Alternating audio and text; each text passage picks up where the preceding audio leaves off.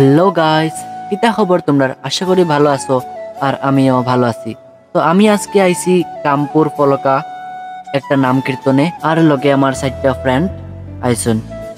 আর guys, আমি হাঁটিয়ে হাঁটিয়ে একটা কথা ভাবতেছি যে আমার ঘরের সামনে যেটা কীর্তন হয় এখান থেকে অনেক বড়। আমার ঘরের সামনে যেটা কীর্তন হয় এখানে তো মানুষে হাঁটারও জায়গা পায় না, আর এইখানে তো একদম ফাঁকা, বেশি মানুষই নাই। তো যাই হোক গাইস, কয়টা দোকান বইছে তো আমিও ঘুরিয়া খাইয়া দিয়ে আইলাম। আর গাইস, বেশি ভালো লাগছে কেন জানেন? ওইখানে যাইয়া আমার অনেক ভালো ভালো ফ্রেন্ড পাইছি, অনেক দূরের ফ্রেন্ড পাইছি যেগুলো আমার অনেক ক্লোজ।